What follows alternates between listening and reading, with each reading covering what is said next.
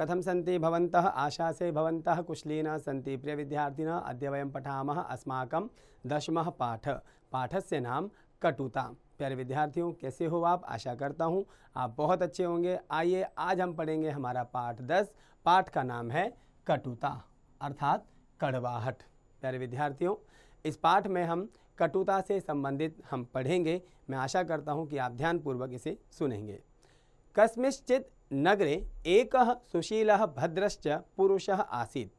परं दुर्भाग्येन तस्य पुत्रः अतीव दुःशीलः अभद्रश्च अभवत्। अन्येषां ताडनं त्रासनं च तस्मै भृशं रोचते स्म।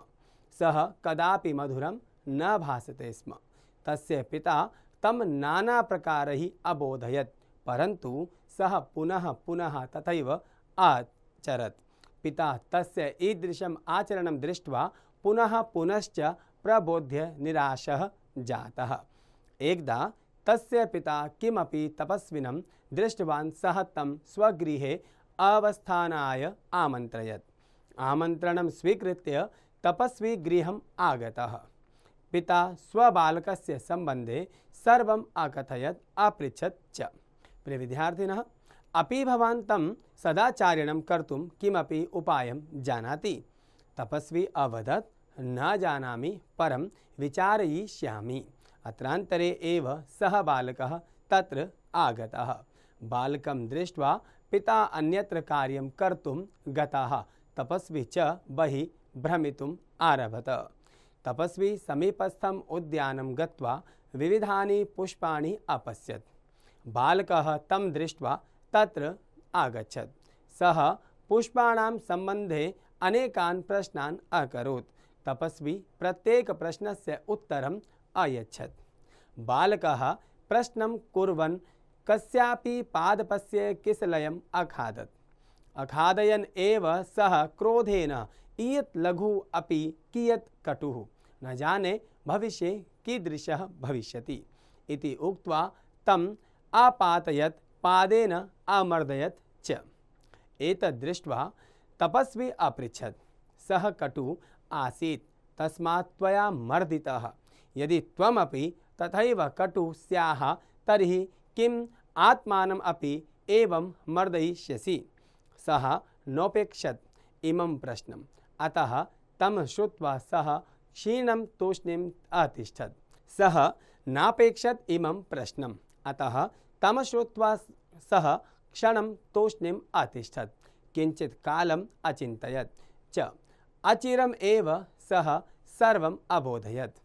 ततः परं सः क्रमशः अधिकाधिकं सुशीलः, सदाचारी, मृदुभाषी च अभवत्। अधुना सः सर्वेषां प्रियः। प्यारे विद्यार्थियों, जिस पाठ को अभी हमने संस्कृत भाषा में पढ़ा, आइए उसके विषय में हम हिंदी में पढ़ते हैं, जिसमें हिंदी अनुवाद में कहा गया क्रमशः।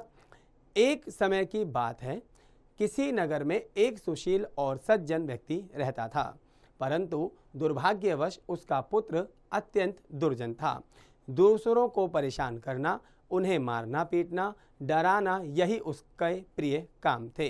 वह किसी से मीठे स्वर में बात नहीं करता था। उसके पिता ने उसे तरह तरह से समझाया, लेकिन उस पर कोई फर्क नहीं पड़ा।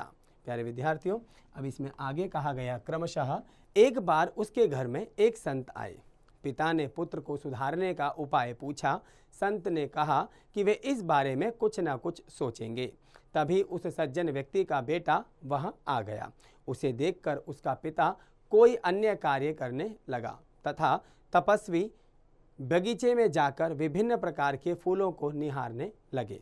वह लड़का तपस्वी के पीछे पीछे बगीचे में आ गया और उनसे फूलों के बारे में तरह तरह के प्रश्न पूछने लगा। प्रश्न करते करते लड़के ने एक पौधे की कोमल पत्तियां तोड़कर खा ली। प्यारे विद्यार्थियों, उसे खाते ही वह क्रोधित हो उठा, क्योंकि वह पत्ता अत्यंत कड़वा था। उसने उस पौधे को उखाड़कर पैरों से कुचल दिया और बोला कि जो पौधा छोटा होने पर इतना कड़वा है, वह भविष्य में पता नहीं कैसा होगा। प्यारे विद्यार्थियों, इस पर तपस्वी ने कहा, वह कड़वा था तो उसे तुमने उखाड़कर फेंक दिया। तुम भी तो इतने कठोर हो, तो क्या तुम अपने आप को भी मार लोगे। यह सुनकर लड़का कुछ देर तक सोच में डूबा रहा, फिर उसे अपनी कमियों का एहसास हुआ। इसके बाद धीरे धीरे वह सुशील व सदाचारी बन गया।